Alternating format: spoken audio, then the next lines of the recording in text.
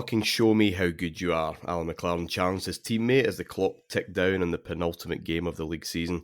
Seconds later, he won the ball midway inside his own half, and it bobbled to the feet of the man whom he had so recently been berating. He'd already shown how good he was early in that game and throughout the long season, but now he was tiring and had been pleading with Archie Knox to take him off. Natural instincts, however, took him past two players, and by the time he reached the halfway line, he was fueled by a title-winning destiny.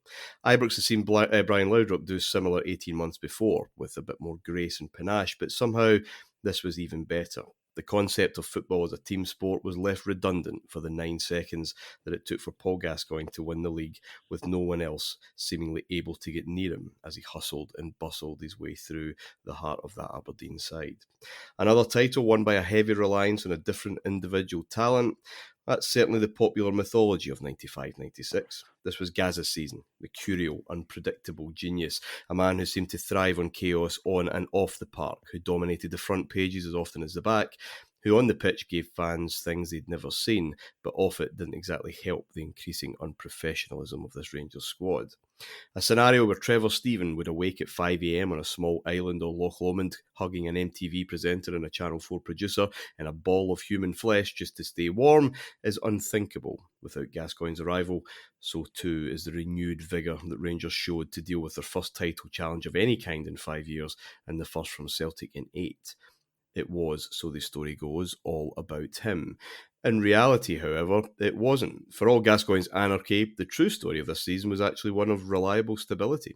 A season where 5 Rangers players played over 40 games, Gascoigne, the new back 3 in Gorham, and 6 other key figures made over 30 appearances. It was the first time for years where a first-choice Rangers 11 could trip off the tongue with ease, not to mention the story that would change football forever, the breakdown in relations between the Scottish champions and the Scottish national team, and the work permit that could have changed so much. It was a season that could demand its very own podcast.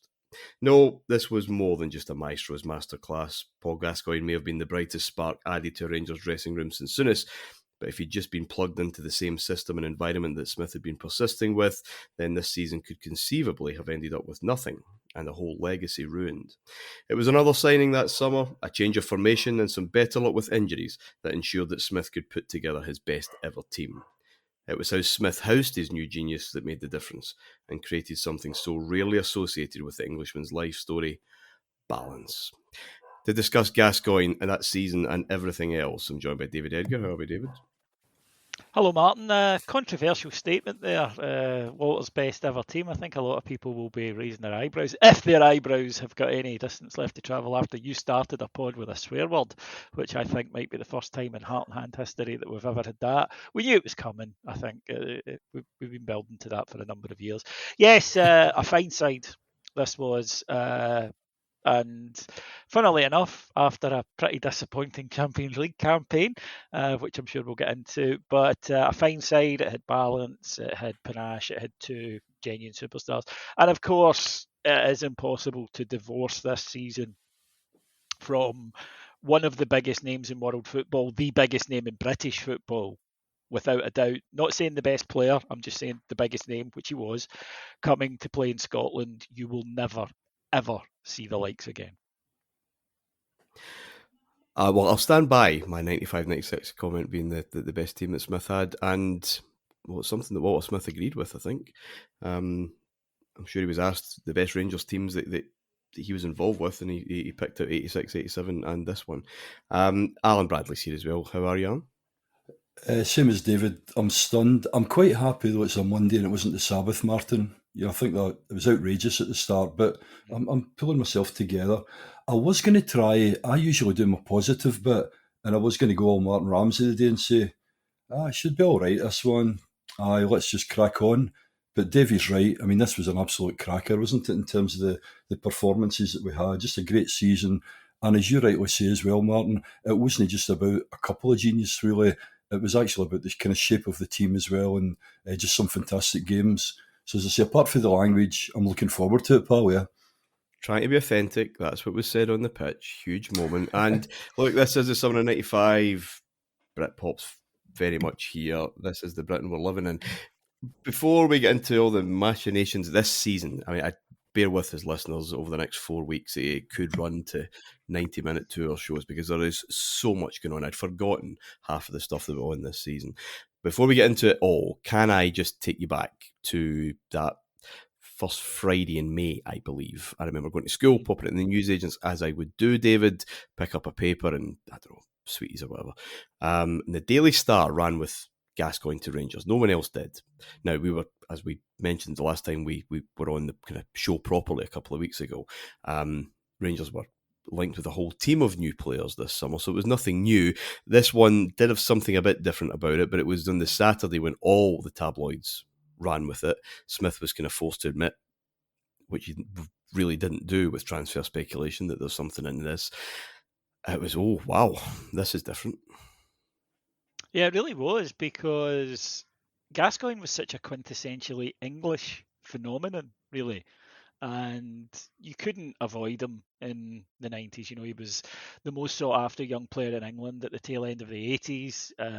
Italia 90 and all that makes him a crossover superstar. That was what took him out of being a football star and into everyone's consciousness. Hit singles, of course. We all recall his Fog on the Tyne with Lindisfarne. And he was enormous. I mean, he was a rock star. He was just absolutely everything. It was impossible to avoid him. Gazza mania, etc. Then, as so often happened in that era, the fall comes. The papers that have built him up start hounding him. And back then, when they hounded you, they were vicious. It was nasty and it was brutish. It boils over in that tackle in the 1991 FA Cup final. He goes to Italy. Channel 4 admit that one of the main reasons they buy Italian football and beam it into the country and change the way television's done, sports television's done over here, is that he's there. Remember Gazza Football Italia? Indeed. A show that was built primarily around him. And then there's this ongoing story about Gazza playing for England, not playing for England. Is he injured? You never escaped it, even though we were up here, completely different national team in a completely different league, and here was a guy playing in Italy that was very much, as I say, an English phenomenon. But you were aware of his every move up here as well.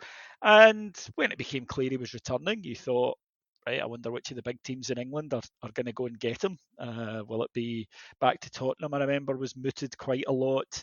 Obviously, Newcastle at that time were very much coming to the fore, and there was that huge emotional connection there. But there was plenty of teams in England that were beginning to splash a little bit of cash. And then it came out that we were interested in him. And as you say, it came out properly, confirmed that we were interested in him. With Walter trying to play it down somewhat, trying to say, look, long way to go and it's at the early stages. But I remember the next week, The Sun having it on the front page and saying Rangers have clinched the deal and Gazza is coming, and trying not to get too excited by it, because it is probably impossible for people who weren't around at the time, who are looking back at this, to understand what we're saying when we say that this guy was as big a name as you could possibly get in British football. He was a superstar. He was bigger than the game of football. He was a celebrity. He was discussed in Parliament, for Christ's sake. This guy was, just a level of box office attraction that we'd never seen. And again, you could talk about there were better players at the time. Manchester United, are becoming the sort of 90s side down there that we all remember. But it was enormous, and the idea of him coming to Scotland was just otherworldly, I felt. And yeah, the excitement levels for this one, not only because of all that, and it is difficult to separate all that, Martin, but also because of the type of footballer that he was. He was this incredibly special, and I don't think I was alone in thinking him and Laudrup in the same team could be something exceptional. Well, that was it. Alan, your first reactions, because the season hadn't ended yet, before it kind of confirmed. Jimmy Five Bellies had confirmed in to the Corriere dello Sport that he's probably going to end up in Glasgow. So it wasn't one of these long-running summer transfer sagas. your first impressions, because it was controversial. He has incredible talent, of course, but he's a lot of injuries, like 14 operations in 3-4 years. Yeah. And that's a lot. And, has his issues professionally and whatever else. This was not, it had a story around it. It did, and I think, as you said, each season, there was always a roundabout season ticket renewing time. And I don't know if the kind of Jean-Luc Vialli, but there was always names all the time to excite people. So your original, when you hear that, when you're thinking, aye, right, really, Gazza. And I obviously had seen him Newcastle as well, and as David says, ultimately Tottenham, and going on from there. And then again, because we were all tuned into the Italian football, we had been for some time too. Obviously was so famous, and quite rightly, it wasn't just about the football as well. And again, even before my time, you hear about the Jim Baxters. Now the media at this point in time is like thousands of times more, but you think of the Jim Baxter, and you think of George Best and so on.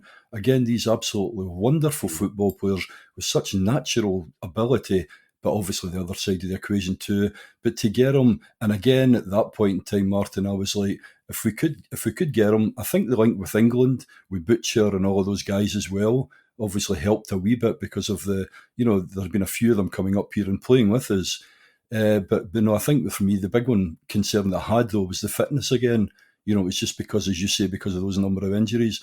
But to get him, and it was definitely worth a punt, and even to get him at that amount of money, you knew that if he could actually give us a couple of seasons anywhere near his top, it was just going to be something else. And as you say, you've got Brian Laudrup in there as well. But the goodie too was the fact that, well, it turns out in this season that it isn't just about give it to this one, give it to that one. We just seem to have a bit more. The shape seemed to be it suited, kind of Gascoigne coming in. We'll come to the shape a wee bit later on, because the shape is so important too. Yeah, and again at that time as well, I was doing a lot more down in England. I was starting to go and work in England, and I kind of knew some Tottenham fans and so on as well. So just some of the stuff they were telling me at the time about him. So really, really up for it, Martyn, and just box office. I don't know, the Chris Evans, Danny Baker, I don't know if that followed after, but there was this whole thing down in England further down the line, wasn't there? With That would come after. I mean, it was clear he was leaving Rome. That experiment was coming to an end, or that time was coming to an end. Certainly when Dino Zoff left, I think the writing was on the wall for Gascoigne. David, you're right, Spurs were linked quite a lot, but I don't think there was really much in that.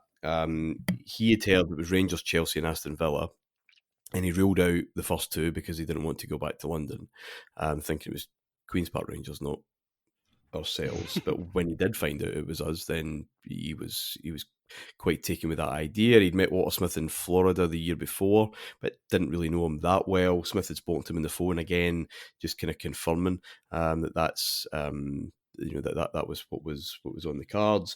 Smith getting a bit anxious that he was going to get gazumped or muscled out the market, just took a flyer and turned up in Rome. At which point Gascoigne was out his back garden on a quad bike chasing Jimmy Gardner around. He gave him a head start, and then we just try and chase him and run him down. Smith rang the bell. Gascoigne asked, who is it? So it's Walter Smith. Yeah. He came round the front on his quad bike. What are you here for? Here to see if you'll sign for Rangers. Okay. What do you mean? I said I'll sign for you. No, that was pretty much it. Done and dusted. Negotiation between the two clubs didn't take too long. Lazio made a bit of money, 4.3 million on that transfer was pretty good going given his injuries. What I'd forgotten, David, was that Gascoigne turned up at the start of June the 4th, in the Blue Room, in front of the press, to say, look, sort his stuff out with the chairman, it's all going to go ahead. I will sign next month, not before then, because of personal reasons, probably relating to his manager Mel Steen, who was in a bit of trouble in America, which he was cleared of, but it was causing a bit of distress at that moment in time. So again, everything kind of done and dusted. Also at the time, he was told he was going to be a father, which he did not take well at all. I can sympathise. He discussed an abortion, since admitted that that was not the reaction that Cheryl was maybe looking for. But yeah. No, I doubt very much it was, in all honesty. Look, the stories are well known about, Walter going over to see him, and he just said, Gazza said many times, I just felt a bond immediately. I thought this is a guy I want to work with and work for, and I think Gazza knew he needed a disciplinarian, but equally not quite the Italian discipline. And I mean, this is back in the 90s where you were contractually obliged to have a curfew. That was in his contract. He had to be in on certain nights by a certain time. So he was looking for something, with it's not very politically correct. I'm just going to say how he put it, with a man, there who would, a father. Let's be honest, that's what he was looking for. Yeah. And Walter, he trusted him because you could trust Walter. He was, as honest as his days long. So, and I mean, the reaction in Scotland was just insanity. It really was. 3/4 of Glasgow suddenly were walking about with blonde heads, and people were just, completely and utterly losing their minds about the concept of him coming. And I remember the front page of the Sunday Mail, because I had a paper around at the time, and the front page of Sunday Mail, Gazza buys fish supper. And it was literally Gazza had nipped out of the hotel, Rangers had put him in, went across the road to a fish and chip place and bought a fish supper. And the quote lives with me to this day.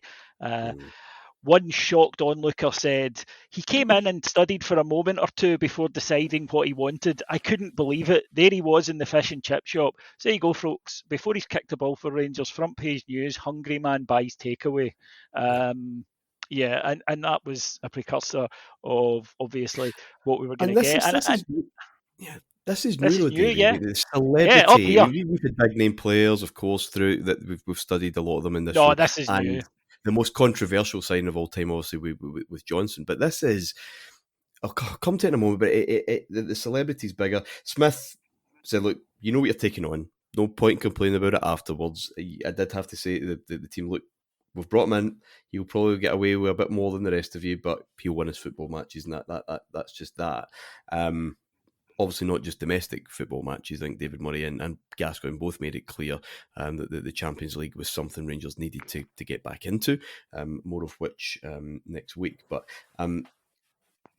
if Walter obviously needed him, because Rangers, as we've discussed, for eight weeks on this show, from 93 to 95, were flat.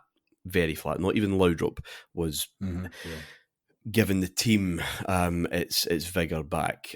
So Walter needed something, and so did Terry Venables with Euro 96 on the horizons. That little whistle stop journey up to Glasgow early on in June was in the middle of, I don't know if you remember, the Umbro Cup that England were part of, a kind of preparatory tournament in advance of hosting the Euros, of course. And Gascoigne had played, I think, the day before against Japan, a kind of nervy win. He had played in a very fortunate 3-3 draw with Sweden, where he broke the nose of Magnus Ellingmark with a flying elbow. Again, more of which later. Brazil won the cup at Wembley, 3-1, an eighth cap and a goal for a young talent on his way to PSV Eindhoven called Ronaldo.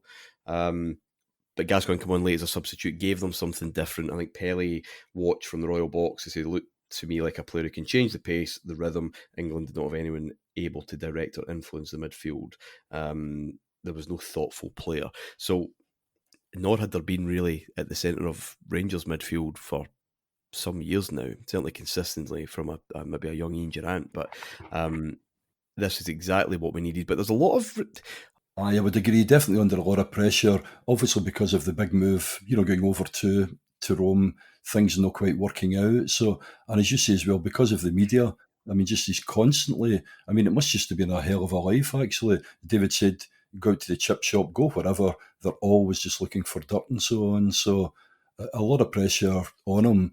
I think the other point too, Martyn, or two quickies would be, I'm wondering about the David Murray thing, about signing him and obviously the money that we would get from, obviously people going out and buying a lot of kind of jerseys and so on. And the other thing too that I thought was interesting was Walter at the front of it saying, look, we're going to have to give him a bit of leeway because the stuff that he's going to do on the park, there might be other, and I thought that was really interesting. And it did throw back to, believe it or not, Scott Simon with Jim Baxter, which some of the incumbents at the time didn't like, But Scott Simon actually gave him more leeway. I think Walter's showing again how cute he was by putting that up at the forefront to the guys, and obviously the team would accept that. So there's a wonderful I wonder if documentary. There's a wonderful documentary that's on YouTube, and I urge you all to go and watch it. It's Gazza's year in Scotland, or they filmed him. Channel 4 did, and they show you him meeting his teammates. And it's one of the funniest things you'll ever see. Ian Durant is doing the introductions, and he actually goes around and he says, "This is Alan McLaren. He is just that red-faced. He's not been training." And he says, "This is Brian Reid. He never gets a game, but we need to keep him because he's handsome and it makes the team photo look better." And then wonderfully, there's an interaction between Sean Connery and Paul Gascoigne in the Rangers tunnel, which might be the greatest 90 seconds of celluloid ever committed to print. I'm not even going to describe it. Go and watch it. But that was the level of celebrity we had, Martyn, now. We had a guy who, Channel 4 are going to go, "Christ, we need to follow him for the full year."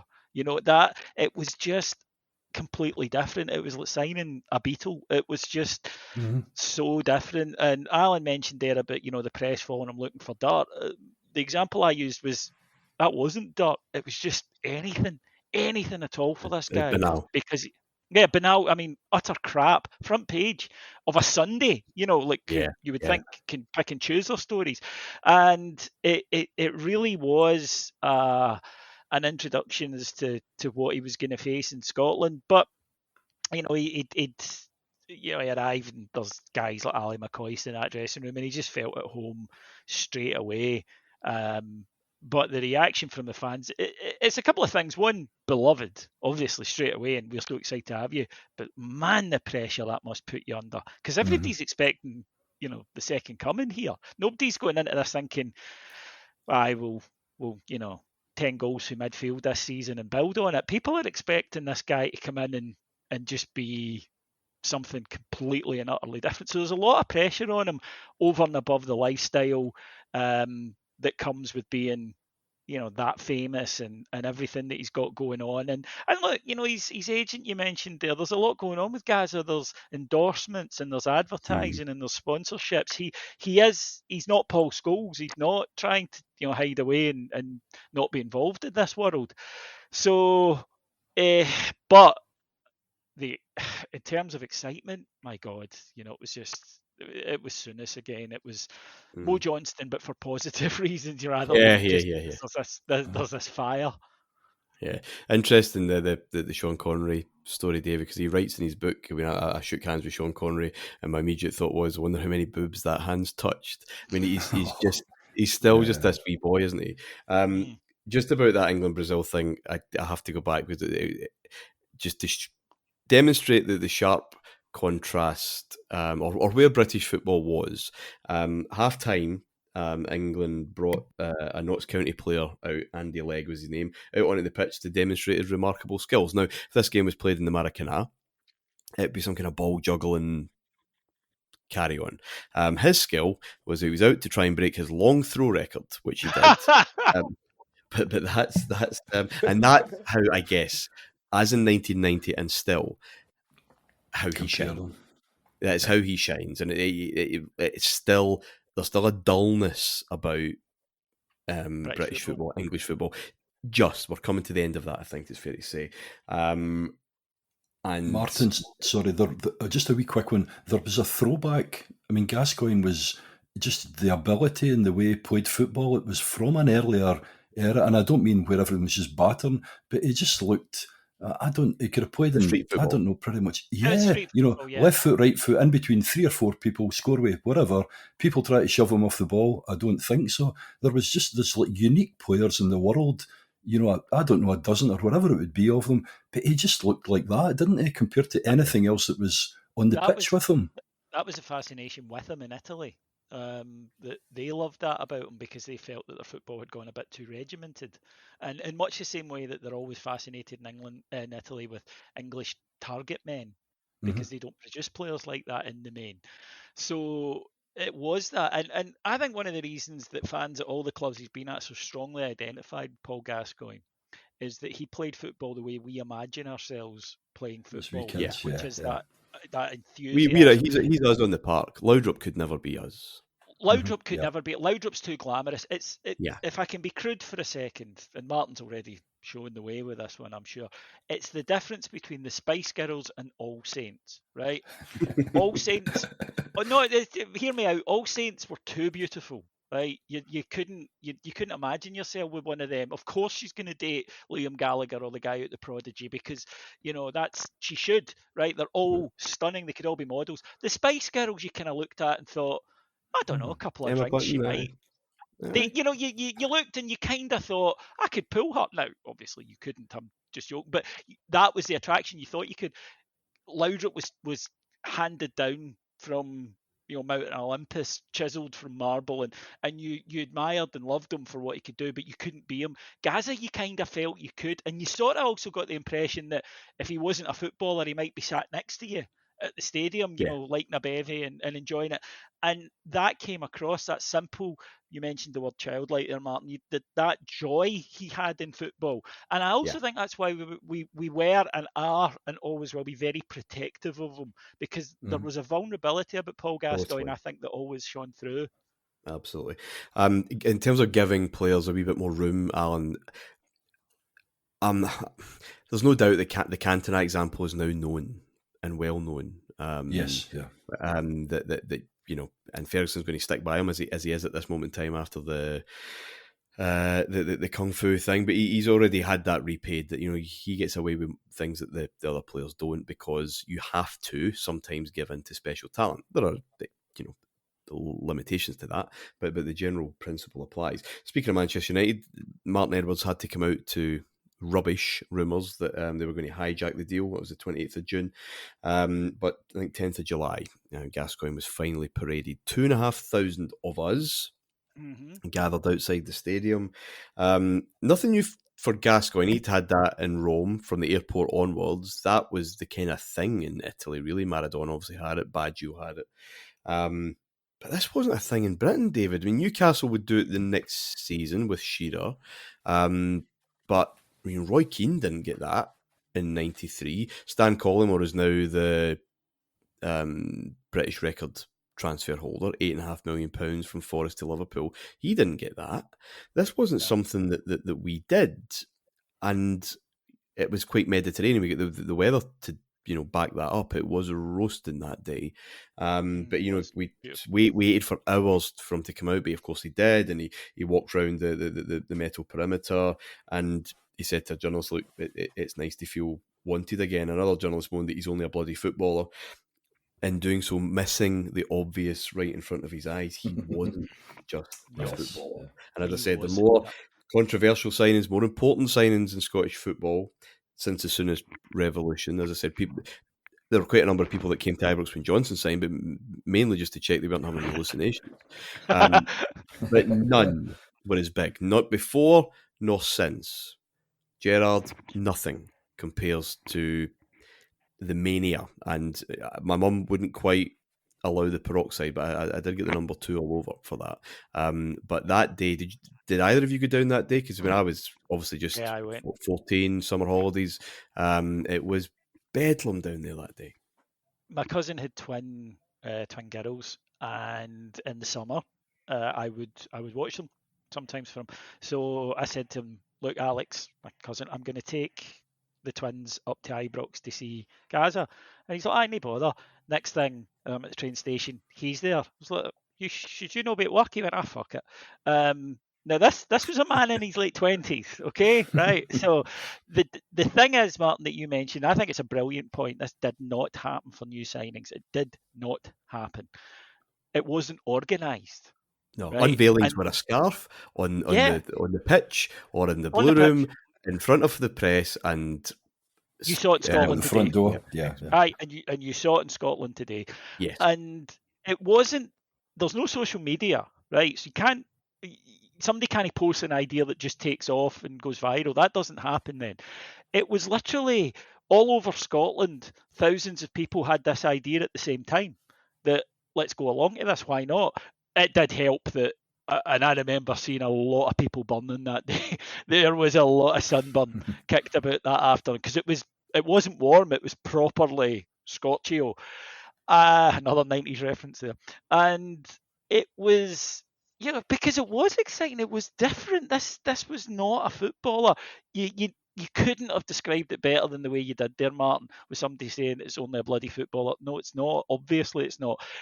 Interesting, though, I think that's a great insight into the attitude of the Scottish press at that point, which were a lot of old guys who were bored and cynical and resentful and had completely fallen out of love with the game and completely fallen out of love with Scottish football in particular.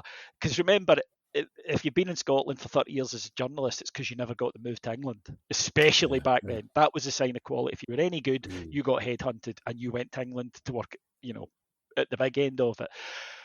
And they resented him somehow for coming to Scotland, rather than thinking, wow, this is great, I'm going to get to I'm in the right place at the right time. Oh, yeah, I mean, this is fantastic. Yeah. There was this sense straight away of how dare he, and there was a lot of Kent your father, there was a lot of that kind of very small parochial Scottish, you think you're better than me? Well, no, mate, but you clearly do. And that, I think, really comes to the fore in the coverage of him throughout the season, some of which, we know the McNee stuff, which was fucking disgraceful and border. I remember Bill Leckie writing in a sort of Viz accent, comedy Geordie accent, and poking fun at his battle with alcoholism, for Christ's sake. They targeted him, and it was that, and that's such a revealing insight that you said, and I'm so glad you brought that. I hadn't heard that before, because one, it shows you the attitude, and two, it absolutely displays that they did not get this, and they were blaming him for them not getting it, and he would have to face that. Equally, it also shows you that the Rangers family, and I don't use that term to be in any way wanky, they were like, Moan, you're one of us, straight away. And he felt that. I mean, he's discussed that a million times. He felt that suddenly there was this, that collective arms around him saying, you're one of us, and you've arrived. But as you mentioned right at the start, Martyn, there were other arrivals this summer, and they, also got, I think, all of us quite excited in their own way. Absolutely. Just a final wee point, or a couple of points in Gascoigne. Well, what is interesting, I mean, he was a bit of a shambles in a way at the end of his Lazio time. He hated Zenit Zeman. The feeling was very much mutual. On his final day, he turned up in his flip-flops and his Harley Davidson motorbike, and had a Lucasade bottle full of wine, absolutely pissed. He was down on one knee, kind of mockingly at the feet of Zeman, saying how great you are. Please teach me all that you know, wise one. And he kind of fell over laughing and passed out. Alan Boxley had to kind of carry him off the pitch. He went. We've all done that, haven't we? He went all the way to Vegas with Cheryl. He's just stuffing his face with burgers and ice cream or whatever. And yet, when he turned up for pre-season training, Stuart McCall was amazed at how fit he was, his conditioning, and how well he was beating the bleep test and whatever else. He had 6 months of recovery. I mean, after that last injury, he'd done a hell of a lot of work in the gym to get back, and he actually was in good shape. What he needed were games of football, and Rangers were happy to prepare him that way. Pre-season had a lot of that, a couple of closed door games, and then they went to Denmark on tour. I think we saw the good and the bad. Gascoigne moving the ball about with ease, invention, putting in a few free kicks into the top bag, but also some wild tackles, use of the elbow. The final match was a 2-1 win. I'm not even going to pronounce the Danish team.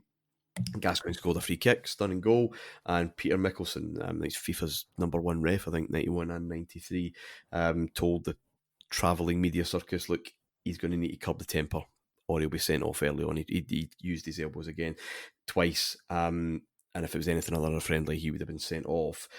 He's got a self-defensive thing here because, Jan Wouters, later, of course, of this parish, fractured his Gascoigne's cheekbone with an elbow. So there is this kind of defensive thing, I think, with Gascoigne's flailing elbows. So after Denmark, we have our pre-season tournament again, the Ibrox tournament, which started the season before.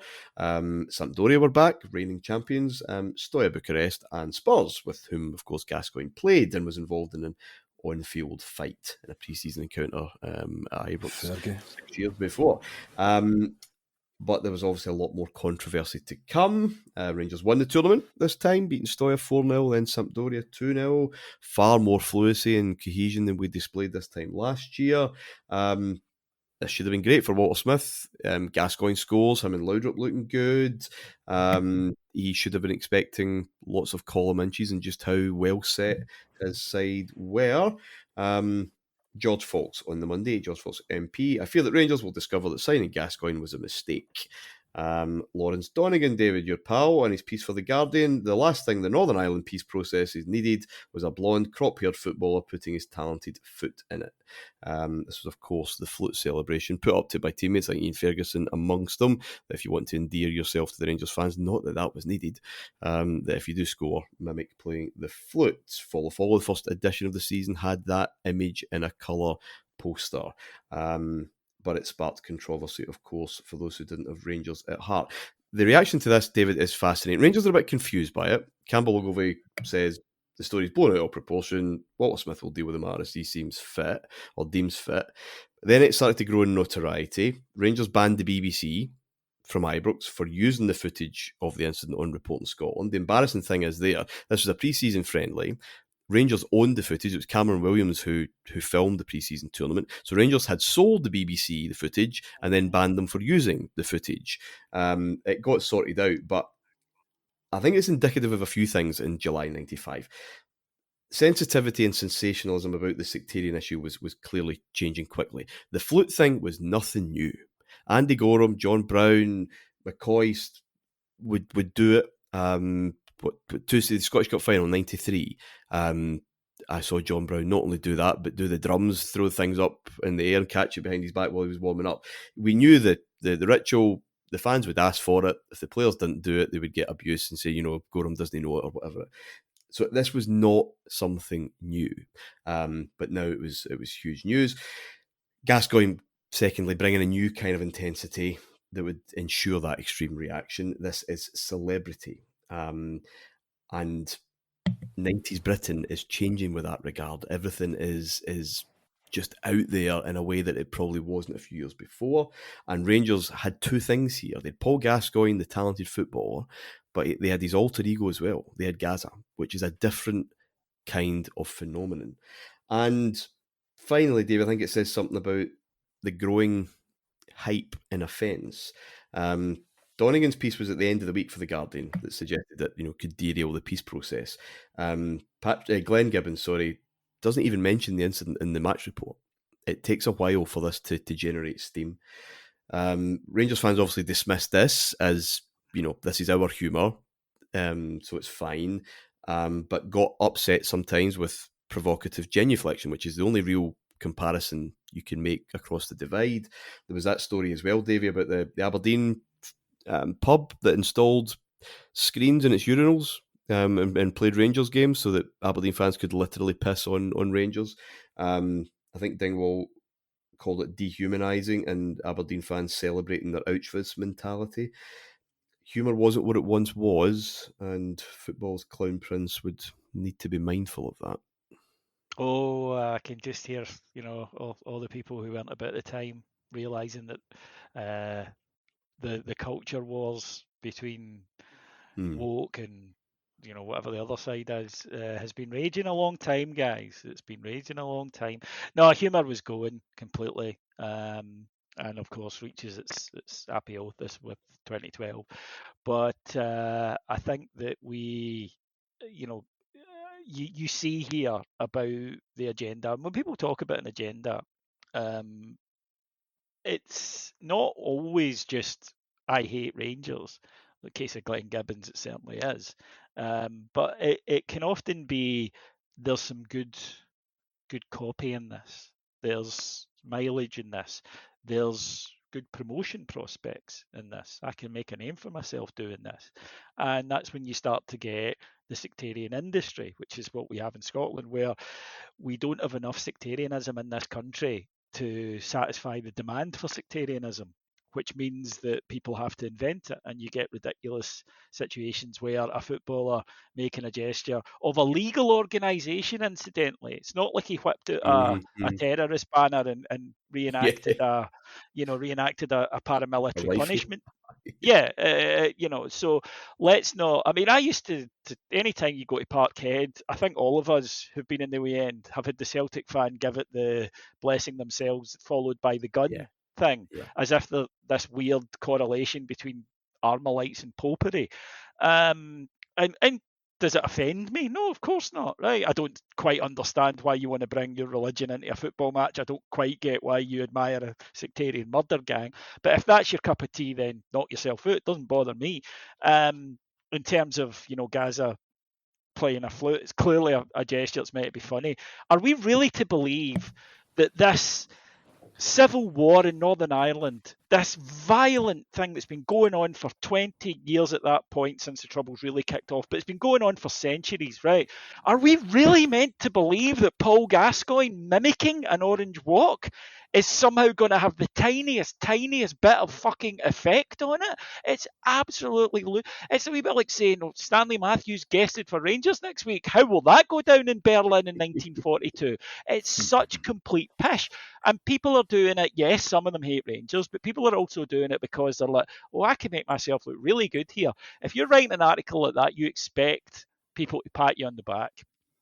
That's what you want from it. And we see it now, the kind of modern equivalent is Michael Stewart, where you get people who want credit and they want to be seen in a certain light, and they know that if they go after this, then they'll get that effect. And humour does go out the window. And that thing with Mark, now, Mark. I know Mark. Mark is the kind of guy who laughs at a funeral, right? He's got the sickest sense of humour you'll ever meet. He's playing by their rules because, as he says, you need to turn it back on them, and that's what we've seen. Unfortunately, in a way, that's meant that we've had to, because our natural tendency as Rangers fans is to go, who fucking cares, right? I mean, that's just silly. It's a pantomime, but you couldn't, because otherwise you were going to be held accountable to a standard that they didn't want to be held accountable themselves. And instead of, mature, interesting dialogues about genuine issues and genuine problems around things like sectarianism, we instead got this bullshit, this absolute crap, and it spiraled and it got worse and worse and worse. And I think it, as I say, it kind of hit its limit in 2012, but you still see now to this day the amount of crap that's written about Rangers fans, the amount of bullshit, the amount of people going out of their way to find things that annoy them. That, I think, there's nothing new. It's nothing new, folks. We're talking 27 years ago here. Should Gazza have done it? Probably not. Did it matter? No. Did it offend anyone? No. If you're offended, incidentally, by someone having a different culture to you, it's you that's the bigot. Yeah, well, it's sorry. Can I come in? It's definitely the media side, and as you say, David, people stirring up. We've talked about it for the past so many months, Martyn, as well, about English football and how all the pool was down there and Scottish football's gone down, and yet we've got one of the most famous footballers in the world, certainly in Britain, coming to us, and the reaction of these flipping journalists, rather than thinking this is great, this is really good, they just turn it in and use this whole agenda that they're doing. I think as well it's a bit even like the Morelos thing. It wouldn't matter if it was Gazza or whoever. They suddenly want to latch onto something, and whether it becomes this funny foreigner thing, that the disgusting stuff that they do. But I think with this with Gazza too, I think to quote my old boy as well, I think it says he probably hadn't played it properly, maybe at the other side. But that whole being offended, like you say, David, God, I've got really good mates, and I've always said that if somebody called me a such and such, I would go, yeah, that's right, and vice versa. None of my pals ever get offended by this. The Celtic fans used to go, I know things have moved on now, but even at this point in time, it hadn't. But it just seems to be, as you say, the kind of media and these people looking to get other jobs and adding to this bigger agenda, not even the guy on the street, I just thought the whole thing was disgusting. And to be honest with you, because Gazza was, he was so chuffed that we'd kind of taken him in and so on. But could you imagine if it maybe was some other player, if something like that had happened, their agent would probably be saying, get yourself a way out of that. It's... It was... look, and don't get me wrong, right? I'm not somebody that just automatically will, defend Rangers players when they're in the wrong. No. I like to think I'll say the second time he did it was fucking stupid, right? Aye, yes, Yeah, For all the we'll reasons. obviously That's come right. to that with Yeah, that. That's I 3 know, years we're later. we're a few years away, yeah. So I'm not being blind to it, right? That there are time and places where certain things don't work, but He'd this never done it was out of any sectarian thing at all. It was just stupid, wasn't he it? That didn't was know what all. Yeah. he was told that he was doing, and that should have been the end of it. But I think that it took us as a support a long time to realise that there were disingenuous people who were saying things Yeah, that they yeah. didn't believe because there was something in it for them, because we wouldn't have done that. I think collectively we were fairly honest, and we didn't understand that there were people who were looking to do nasty things to us because they were just like that, and they would get somewhere with it. And I think we're a lot better for it now in terms of spotting it. I mean, Yes, I think yeah. we're a lot better at being able to identify when people come away with this complete nonsense, like Four Lads Had a Dream is a sectarian tune, that kind of thing. But I keep going back to it. There's not enough sectarianism in this country for people who want to suckle at the teat of it. Yeah. Of far more importance was how Walter Smith was going to manage the footballer rather than the jester. We want to give Gascoigne and Laudrup freedom, he said, when he arrived in Denmark for that tour. We want them to have the opportunity to express themselves, to show what they can do. When you have players with their skills, you must try and build your team around them.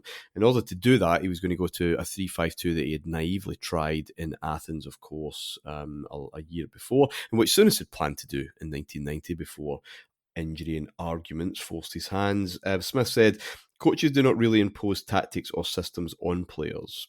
The type of players who are available tends to dictate the style of any team. One could argue that coaches buy players to fit their system. And in that sense, Smith did. Stephen Wright, a lot of pace, a lot of industry, young fullback at Aberdeen, would allow him to kind of utilise that same kind of player that he already had in his former Aberdeen alumni, David Robertson, on the other side. Celtic were left empty-handed in the chase for Gordon Petric, so that Smith then could have what he needed in a back three, which was a genuine ball-playing centre-half.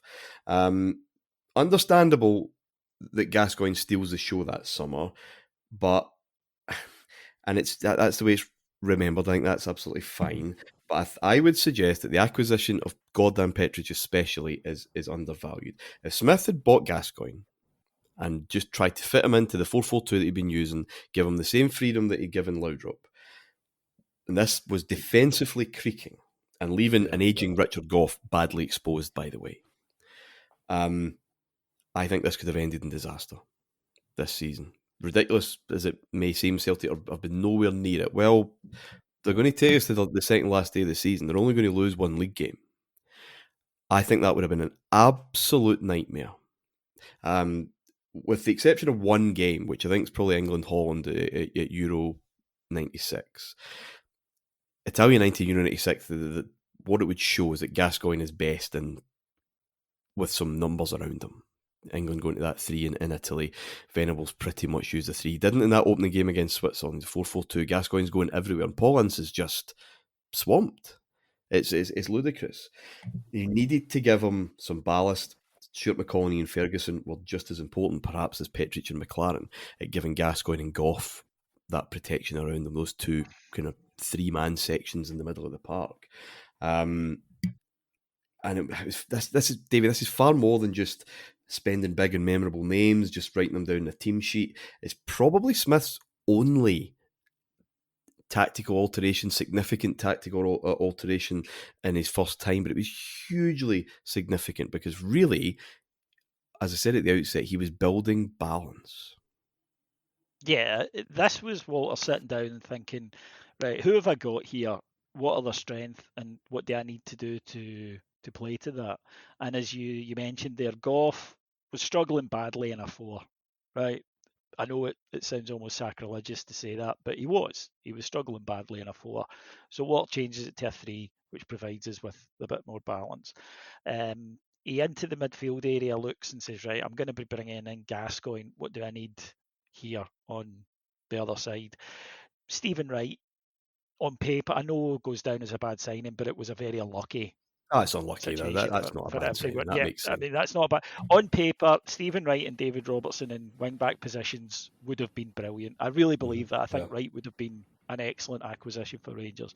Petric was ideal because he was a solid defender. He could do the SPFL stuff. He could head the ball, but he wasn't going to be. He wasn't going to come in and try and demand that things get built around him back there. He was going to come in and do the job that you've got. So you've got a pretty solid back three there. You've got wing backs who look as though they can do it. You also have Trevor Stephen, by the way, who Walter tried in that right wing back place a lot more than people remember, I think. So there was clearly some thought into that there. It allows you to maintain your twin strikers. It allows you to give Gascoigne that freedom because you can put two guys in who can sit behind him and do his running for him. He's deeper running because obviously you want him up the park. You don't want him back. Jesus, the way he tackled, you certainly didn't want him. Richard Goff said that in his interview with us. He said, Gazza would run back and go, I want to help. And they're like, we don't want you to help. Fuck off up the other end of the pitch. It's like Paul Scholes tackling, isn't 100%. Yeah, it's just over enthusiastic, but could be more damaging than helpful. But there is a balance to this side, and I think as well that what Walter was thinking, again rather understandably, was that we've got to find a way of being more creative. We've got to find a way of giving Laudrup that space so we can play him off a striker. You've then got him and Gascoigne, so goals are going to flow. You then have a number of strikers to choose from. And remember in the summer of 95, Rangers have got Mark Hateley, Oleg Solenko, Gordon Jury and Ali McCoist, right? For one role, really, effectively. So you've given yourself a lot of options. You can always switch back to a 4 if the game demands it. These players have grown up with it. They all know how to play it. But it was controversial. And I remember, you'll mention it next week, Martyn, when we went to play Anorthosis Famagusta at Ibrox, Brian Reid, the aforementioned, comes in for his first game. Oh no, we're coming to that. We're coming to that in a few right, minutes. Is that today? Yeah. Well, yeah, because Walter consciously was telling people, this is what we're going to do. This is new.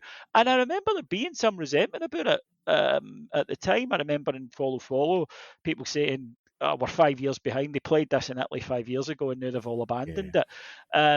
But what he saw was vulnerabilities in defence, so he dealt with it. A vulnerability if you went with Gascoigne in a 4 in the middle of the park, so he dealt with it.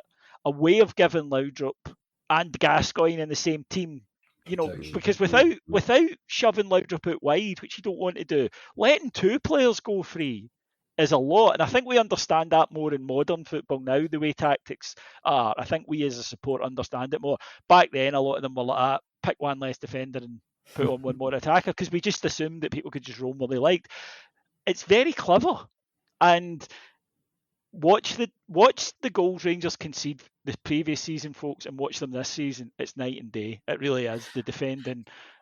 I honestly don't think I can express how much better Rangers look defensively the following season, this particular season. I mean, it is behind the times, but it's still just about in vogue. I mean, Germany would win the Euros with the same, the next summer. But it was just required. Does anyone buy in my concern that if he just bought Gascoigne, stayed the same, that we might not have won the league? Absolutely. Because we were defending appallingly. And then Goff goes on to have 2 fantastic seasons. Correct. Because again, it's a system that just on his own game. Yeah, exactly. I mean, look, you great coaches, Martyn, they hide the deficiencies and they promote the positives. That's what they do. They look at what they've got and they say, he brings me this and this, but he doesn't bring me that. So how can I cover for that? That's what Walter does here. And again, I keep going back to it. This is not a double defensive side, folks.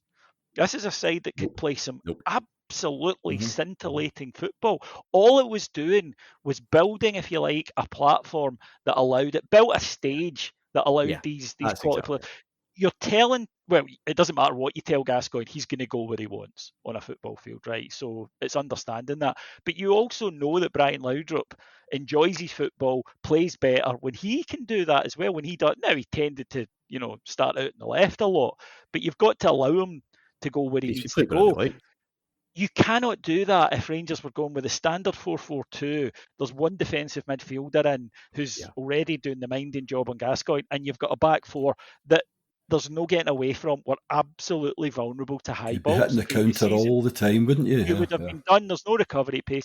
He builds a good structure, and the proof's in the pudding, surely. As I say, this is not a Rangers team that get over the line with 1-0s and set pieces. This is good football. Oh, listen, there's plenty of that. It was a platform that wasn't built cheaply, but then Murray was only fulfilling the promise he made, to be fair. Rangers spent just under £10 million that summer, kind of remarkable in the context of previous outlays. 2 million of that came from the sale of Basel Boli. Amazingly, we got £2 million for him back to France, anyway, to Monaco. And the extra reserves brought in by Murray's Blue Heaven Ready for the Future schemes. £5 million was generated by the Blue Heaven project, another £8 million coming from 34 season tickets. When the corners of the stadium were finally filled, projected cost of £4 million, that would take the number of season ticket holders to 39,000, another 6,000 on the waiting list. That was due to be filled in by January, by the way, but would not be in this season at all. So Smith had used that money wisely, as we've talked about, in building this structure. What he needed, and what he maybe had a bit less luck and maybe less in the way of sound direction, was an attack. How to replace McCoist, his talisman. Now, let's not rewrite history. In the summer of 1995, things are looking a bit dicey with Ali. He only played 9 games the previous season. Only 9 games, scored 1 goal. And therefore, Smith's going to have to find a kind of long-term replacement.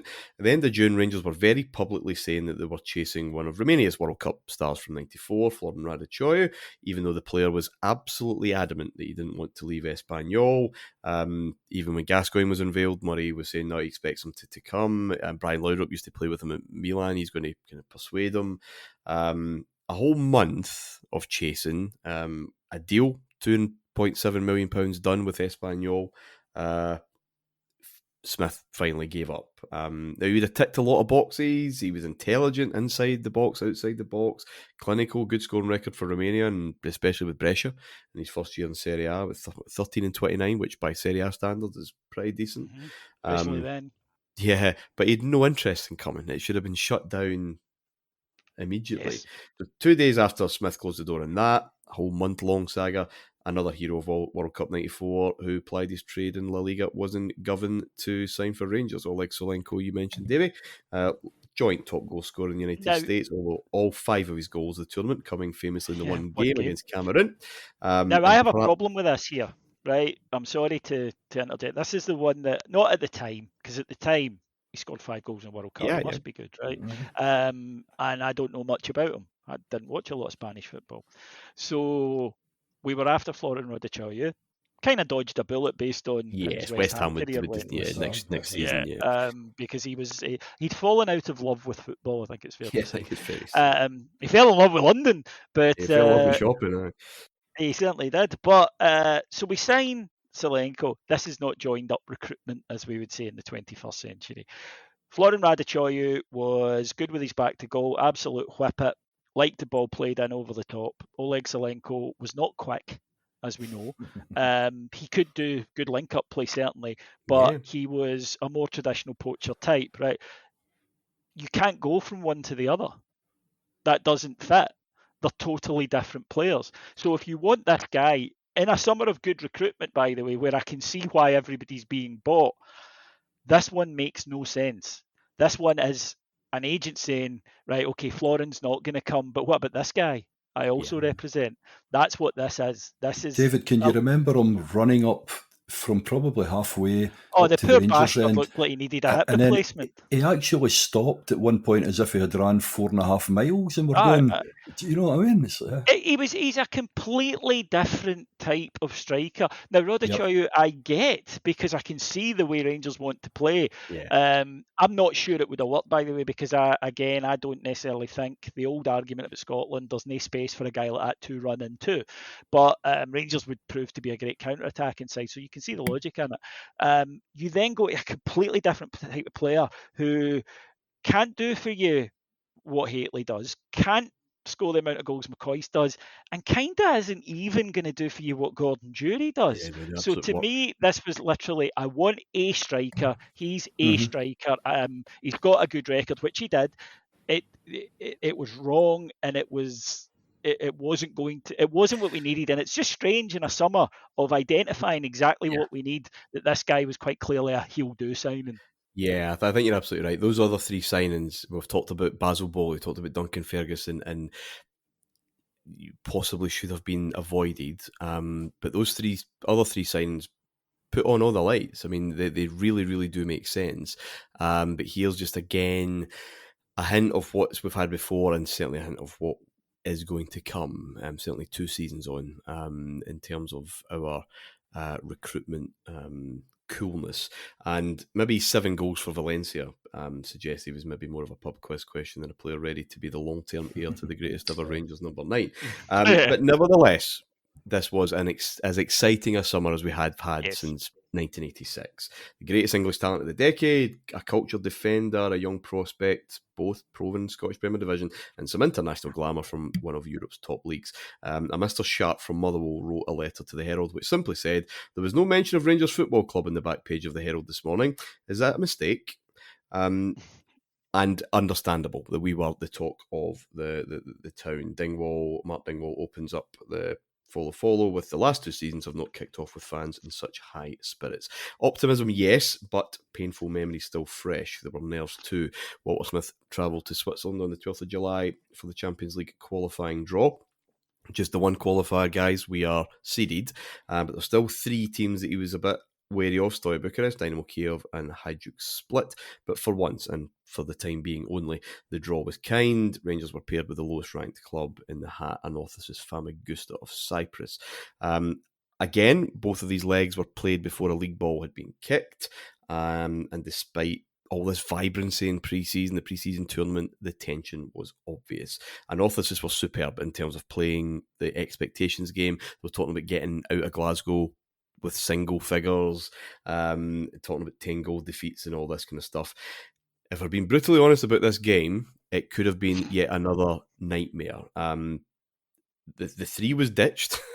Brian Reid came out. Brian Reid has not played for Rangers for 2 years, and Petric is unavailable for this game. He turns up, Smith hooks him at half time, goes back. If he ditches the 3 at the back immediately, kind of thing, he will obviously stick to it for the remainder of the season. Yeah. But they have 4 clear-cut chances. Goram makes 2 good saves. The other ones are bad. I mean, just badly taken. And there's Ivan Todorov, the guy who sunk us all, 2 years ago in Bulgaria. Yeah. This could have easily been a disaster. It was a roasting summer's evening. We're wearing that ridiculous red and white Harlequin strip at home. But then McCall hit the bar. Charlie Miller comes on for Ferguson, maybe just increased that intensity. And then 2 minutes after that, the goal finally arrived. Gascoigne, not for the last time, with a brilliant ball that McCall ran on to cut back, swept home by Gordon Jury, but only 1-0, Alan. And as I said, this could have been yet another, a trilogy of European disasters. You're right, especially after the problem we'd had kind of previously on it. I mean, to be honest with you, even coming out 1-0 and the thought of going away to the kind of warmer climb, for the return game as well, you just get that wee bit in the back of your mind. I do actually remember watching the game. I think Charlie Miller maybe should have had a penalty, had a good shot after. But I remember I told the story on one of the other pods about, the sitting upstairs watching it yourself on TV, because you knew the money. We just had to get through to get back in for the money. And I think it was nothing each. I don't know. We went the second half. Everything was fine. And suddenly my 5 or 6-year-old daughter opened the door and said, Dad. And just at that Famagusta hit the post. What do? You shout at her and tell her to get back down the stairs. So, that. I mean, she should have known, shouldn't she? Yeah. She should have known better, but I'm still shocked at that. She should have phoned Esther Ranson. But I didn't swear like Martyn at her. That's the thing. That's true. I remember Alan McLaren really vividly. I remember this because we were in Glasgow that day with my parents, taking us out, and me and my dad are going off to the game, and we bought. Do you remember that? You're right about the strips, which you remember that magic white, black, and blue training gear we had that summer. Yeah. Oh, it was outstanding, and we bought that. It was just new, and we were wearing that off to the game, and we set off, and really good spirits. It was a beautiful night, and my God, it was a tough old watch that night at Ibrox, because they and this is away goals, of course, which we've been done with, so we're very wary of, and we've experienced. I'll have Martyn, that Harlequin strip, I actually made that. Right, in the factory in Corinne that my dad that I worked in over the summer. Yes, we made that, and the Liverpool green and white, same design one. And I remember it coming in and seeing the material, because my job, I was a layer, which is not as exciting, a layer upper, which is not as exciting as it might sound.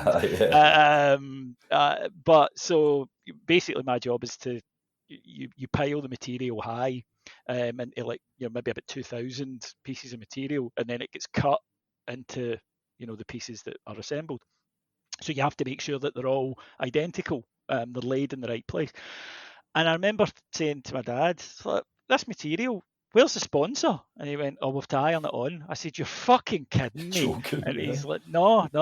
I said, let me see it. And he showed me the I was like, that is horrible. Who came up with that idea? And he's like, that's the thing. Because it wasn't even, individual letters. It was one big pack, a horrible strip. And again, Rangers, how much evidence do you need? You do not wear a new weird strip at Ibrox in a big match. I'm not sure how often we can say this before, but again, people that go about Bisgrove, he's marketing.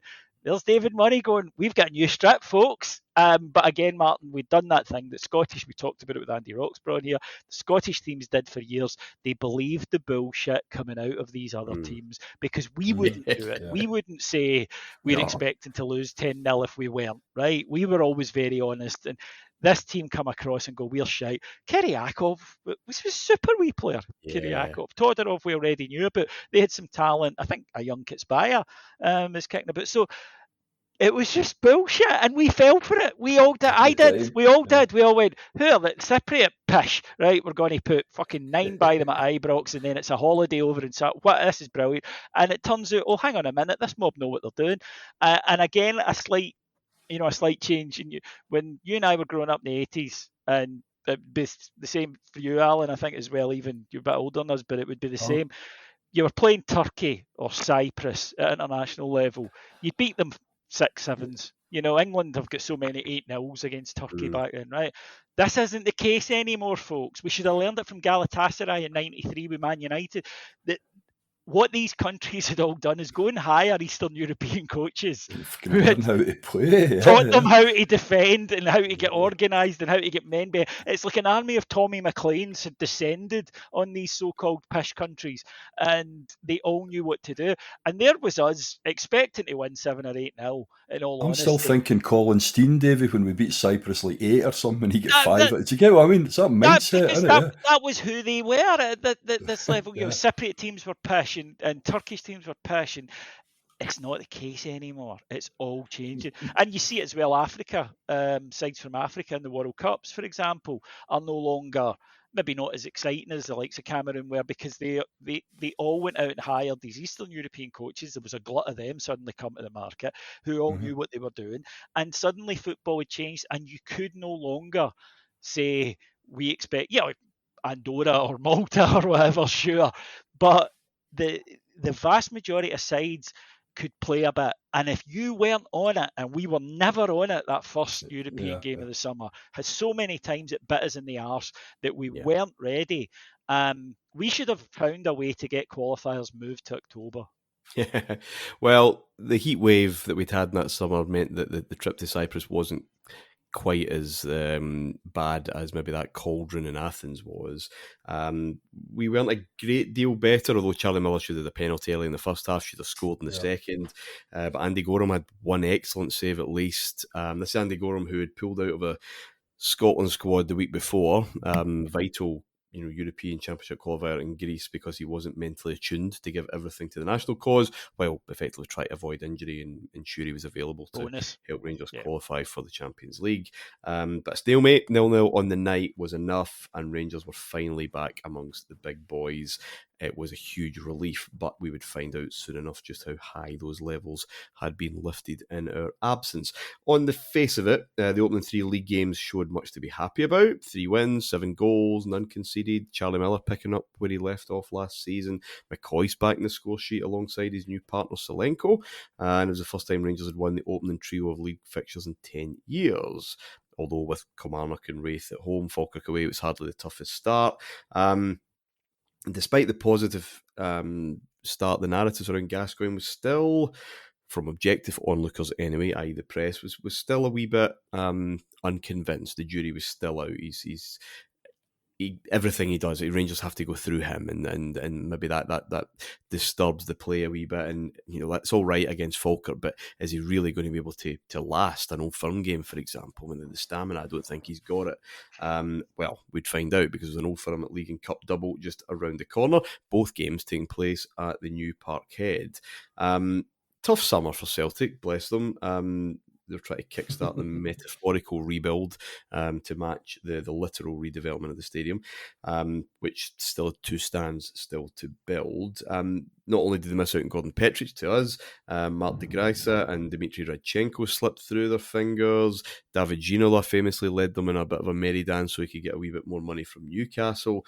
And given that Fergus McCann had promised the lion's share, that's the quotes from the £14 million share issue windfall, would go on players, he was really starting to feel it. He went into print in the Celtic View to complain about the press treatment of the inactivity by effectively saying that we've looked at players, and also we spent $4 million the previous season on O'Donnell, Van Hooijdonk, Tosh McKinley, and Peter Grant, with just a brilliant bit of Peter Grant in the preview that summer. Every year, big clubs need players to freshen their squads. The fact that we even attempted to secure a world-class player like David Ginola underlines Celtic's desire to bring the best here.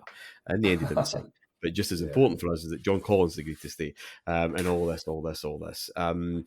It's one thing looking at players, and it's another thing getting them through. The Herald ran a mock telephone counselling session hosted by McCann, the likes of which actually had been put on for teenage girls during the summer following Robbie Williams' decision to leave Take That. One example being question, but when can we look forward to seeing some top names at Parkhead? Answer, basically when Rangers come to play. They did get someone in, the German forward Andres Tom from Bayer Leverkusen. He was nicknamed the Phantom by the Bayer fans due to the fact that he went missing when it mattered. And this signing was described by Dr. John Paul Leach on the new force in Scottish radio, Scott FM, and that was quite a big deal. That summer, he described them as the most significant signing in the history of Scottish football. This is a summer where Paul Gascoigne came to Rangers, and Dr. Leach's eventual dalliance with stand-up comedy make it up, could you? really had a sound basis there. Now, the first of these 2 Parkhead clashes was a Coca-Cola Cup quarter-final. Rangers going through the gears as normal against lower opposition, Morton and Stirling Albion. But this is a big test of Smith's new side. 2 derbies in 11 days, especially when this protective midfield layer that we talked about isn't available to him. Smith didn't have McCall or Ferguson available. So this League Cup game might well be the most attacking side that Walter Smith has ever deployed in such a figure. I mean, Gorham was there, of course, the back 3 of Gough, McLaren, Petric, with Robertson and Wright at wing back, they're all settling in nicely. But he had no choice but to go for Gascoigne, Charlie Miller and Brian Laudrup in the midfield with McCoyston and Solenko up front together. Maybe in reality more of a 3-4-3 with Laudrup joining that front pairing, but it was the most open Old Firm game, certainly an Old Firm Cup tie in recent memory, and a genuinely enjoyable spectacle, if ever there can be such a thing for those with a vested interest. Smith had hammered home, and he'd noted this new optimism around Celtic. Returning home, starting a new era, and he pressed on his players that these 2 fixtures were the most important derbies for 10 years. Here was a chance for Rangers to lay down a psychological blow with a statement of their own. You may feel that times are a-changing, but we are still on top. Pierre Van Hooijdonk brought back to help the defence. The corner kick count is even. Arms flailing around there. Petric looking for space. Gough also was there. It was very well won by Hughes. Didn't fall kindly for Miller. Gascoigne. Great chance there. It's in. There's a goal for Rangers. Scored by McCoist.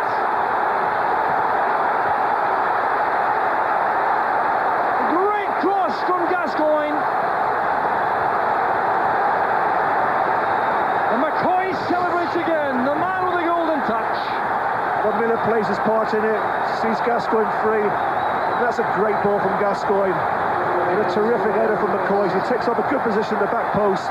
It's put on a plate by Gascoigne. McCoy just doesn't miss those. Gordon Marshall left helpless by the quality of the cross. Boyd feeling about that. And McCoy gets his 5th goal of the season.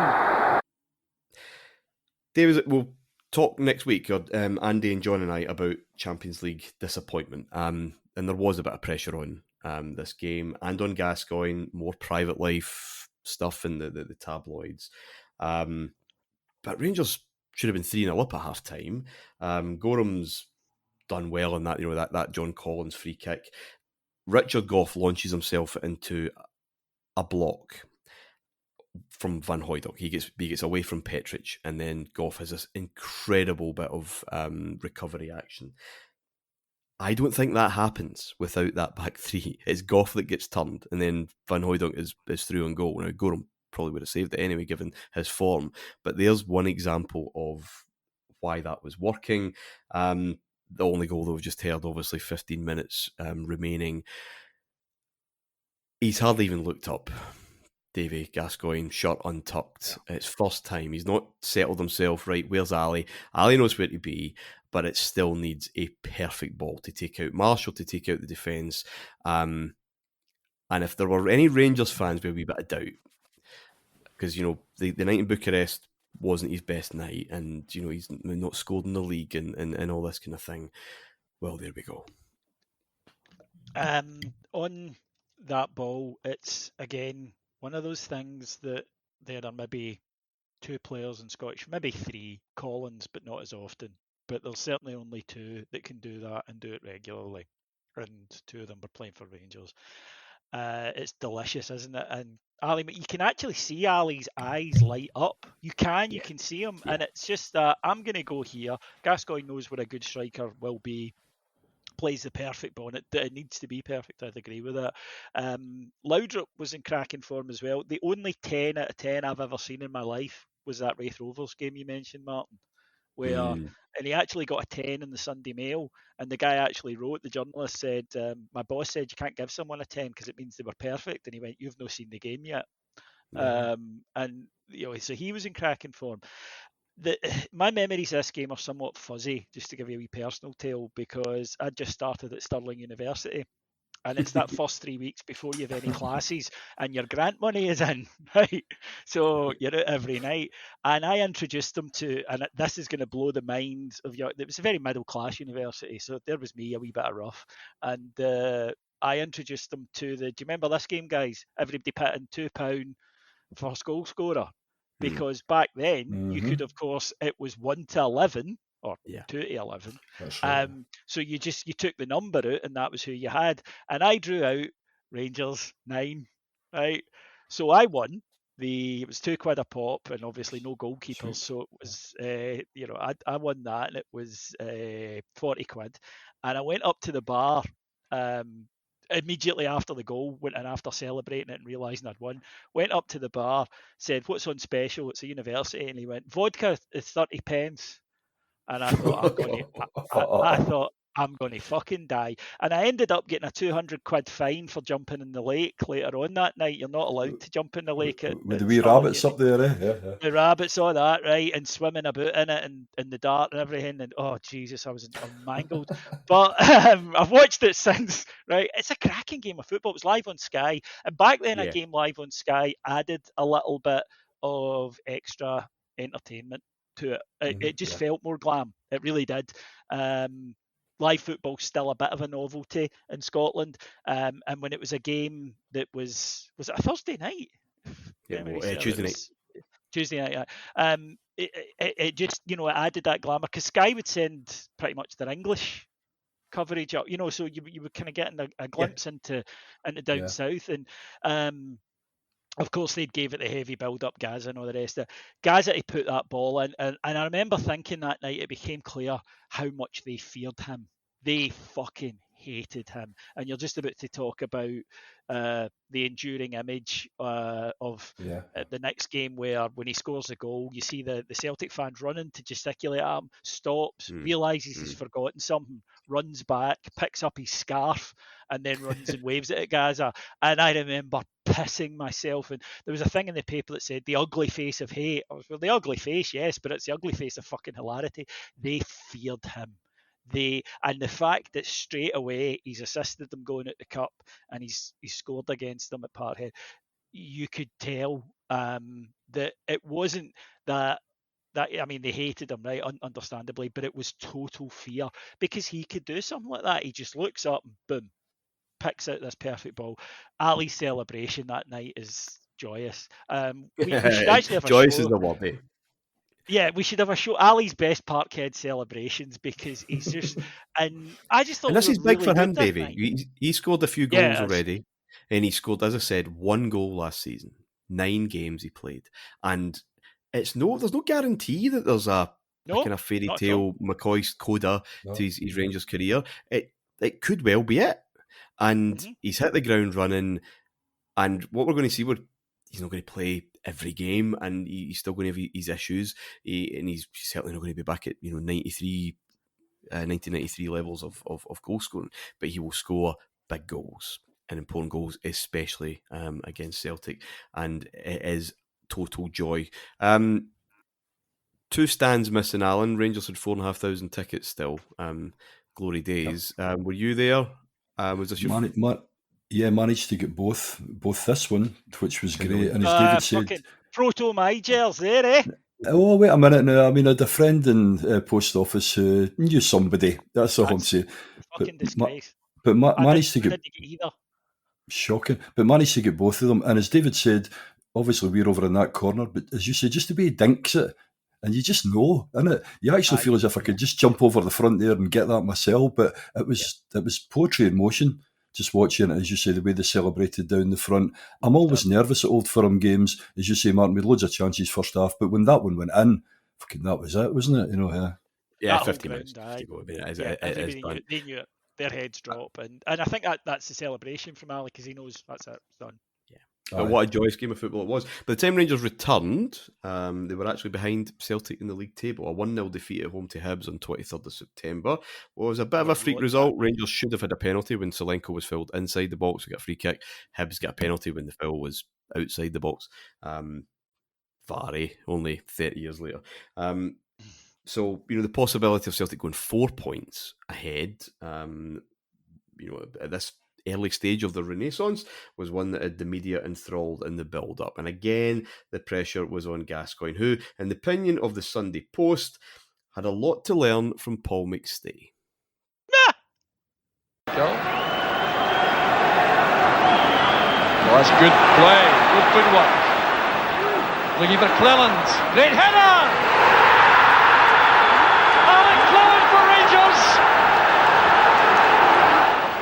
Van Hooydonk waits in the middle. Poor cross though, one easily by McLaren. 2 against 2 up front here. Solenko and McCoy together. That's good play by Solenko. McCoy says Gascoigne racing through the middle. It's great play for Rangers. And Gascoigne has scored! It's a magnificent goal by Gascoigne. Well, if the matter was discipline... I'm so sorry about that noise, but at least you can tell that it's a genuine reaction. You can tell that that Martyn doesn't run past it, what he's going to say to us beforehand. I'm sorry, that one actually floored me. Yeah, it's quite a good one. If the subject matter about Paul McStay was discipline, then fair enough. Richard Gough had to tell Gascoigne to calm down. He's on a booking. He's no use to his up in the stands. Rangers were, of course, 1-0 ahead by this point. Alec Cleland, the unlikely source, filling in for the injured Davy Robertson at left back. But with McCall and Ferguson back, giving Smith really what he wanted in that kind of unit, it was maybe the more traditional harem-scarum feel of Old Firm clashes. Celtic had most of the ball, but no composure when it really mattered, as well as Rangers just having that extra body at the back, that extra defender there to make the difference. Cleland's goal is actually very good. So is Solenko's work. in this game, actually. I mean, taking the ball down. Outside of the foot, crossing it. Yeah. No, that's for Cleland's kind of patience just to get himself in that space. Brilliant ball right on his head. And of course, Alan Solenko is Cleland involved in the shuts second his goal. eyes and throws it. Cleland he does does the a wee Wayne bit. header, and he just shuts his eyes and launches himself at it. I mean, it's brave, but we're not talking, Hately soaring above the clouds. No, but it's all Solenko. Solenko's worked before it's superb. He's done it. All you need to do is be there, and he does, and fair play, he gets there. But see that second goal. This is a big see the interaction, they play it up, and I think as you say, kind of Solenko with McCoy's peels off, and you just Gazza, he's got that here we go, and as he manages to just bend it in right away in front, and Gazza just puts it over. And the thing is, we remember with 4 rows there, and he comes right up and does the celebration, and after the goal, he just walks all along in front of that big covered bit going, I'm fat, with the big belly, and they're going absolutely mental all the way over the halfway line. He was getting all the pies all the way through the game. I mean, it was Students 87 levels of contempt for them. I loved it. Yeah. Mm-hmm. I mean, I wasn't there, didn't get a ticket, so there's no live stream, kids. I'm making do with Radio Clyde or Radio Scotland or whatever it was at the time. I cannot tell you the joy and the pride and the rush that it was him. 2-0, game's done, and that's great. And we've beaten them. We're back top of the league. This has been a good kind of double header. But because it was him and the abuse that he'd taken so early, and you're right, David, we made him our own immediately, and it is described as a chip. I mean, it was a dink, I guess, but it was still beautiful, and that image so iconic so early on, that this moment, I think, that had filled the dreams of one half of the city, and I think inspired fretful nightmares of the other. And you've got this iconic image so early. He's just stood in the foreground, Rangers number 8, global superstar, while in the background there was scaffolding, there was white vans, there was porta cabins, and this is a stark reminder that the Celtic still had a lot of ground, literally as well as metaphorically, to make up. Yeah, and I mean, as I say, I listened to this game in a Harbour bar in Irvine. That we used to do that, kids. We used to all get together in a bar and stick the fucking radio on. With everybody be shh, right? Which is difficult when the beers are flowing, right? Much singing ensued after that second one, and right enough, I can't tell you that I listened to the last quarter in it. Somebody was designated to sit next to the wireless, as we call it down here, and come up with it. And you're right, it was that feeling of all of us hugging and we haven't seen the goal yet, by the way, but we're all hugging and high-fiving, and Gazza, you did that. I mean, and then at night, pleasantly drunk, everybody buggers off for sports scene, and you saw it, and it was just quality. Taped it up the next morning, watching it. I remember lying in my bed with a Cura, watching on video the game back again, and we were splendid that day. And their nightmare is they sign this guy, and he turns up and he's doing it in these games. Oh fuck, because this guy is a celebrity, as we've mentioned, a superstar. These are the kind of games that people like him do take by the scruff of the neck. These are the kind of, because they do moments, don't they? These players, they do. You mentioned the word iconic. They do that. That's what makes them the celebrity superstar types that they are. They do special things when it matters. And for him to do it, and also the fitness. This was the first I remember thinking, wow, because he's galloping. Absolutely galloping through the middle, and they're not catching him. And there are Celtic players try to foul him, but they can't get to him to do it. And then when he gets there, that composure, again, one of very few people in the park who could do that and do it regularly. It really did send a joyous way. And suddenly I remember thinking, even the strip seemed shinier this season, Martyn. I'd identified this top with, I mentioned this, the Dundee United Cup defeat, and the previous season I never really shook it. This year it just looked great. Why do we call this the Gazza top when we'd had it for a year before him? Because this is what we remember, because it just seemed like we have closed that rather embarrassing post-93 chapter, rather embarrassing, only about the 5 trophies. And we are now different. We're back. We're glamorous and sexy and dynamic again. And these 2 performances, remember, 2 clean sheets as well. Yeah. We're saying to Celtic, look what we can do to you in your own midden. We can always do this. This is what we do. You talk a lot, which they did, and their cheerleaders did. But when it comes to it, this is what you can't cope with us, and we've just brought in our new superstar, and he's already hurting. He's just helped knock you to cup. Now he's doing this to you, and there was that feeling of every time they got close, we just raised the bar, and I think that you could sense the frustration, and that was the Gascoigne fear for them, that every time we get close, because Tom was a good player and Van Hooijdonk was a good player, they bring in Cadet, he was a good player. Every time they got close, we just took it a wee bit more and said, "Come on then." And that was, I think, these 2 games encapsulate that feeling for me. I think we had other players as well that set through 1-on-1. You would go, you had too much time to think. Oh no, too much time to think. You would rather just, instinctively do it. These top guys, as you say, like Gascoigne, like he done Scotland against England and things, but he's had all that pressure, as you've said, Martyn, coming over here. These are the big games, the Old Firm games. And he's got that time as well. And what does he do? He just goes dink. There's no panic whatsoever. So you've got him. You've obviously got a Laudrup as well, who's in that same quality, that level. And now we've got this kind of solid kind of shape as well. So, it was absolutely magnificent. And the likes of Gazza, I don't know about you guys too, I've probably got saving 50 of my best Rangers moments. There's a few of them sprinkled in there with some of the stuff that obviously Gazza does, his time with us, yeah. Absolutely. Guys, thank you tonight. Listeners, this season might have quite a few bumper episodes involved. You don't have to listen to it in the one go, but there's so much to get in, and I'm not sacrificing anything. Thank you, Alan. No, I really enjoyed it, and thanks for giving me the time to go back through it again, Martyn. Yeah.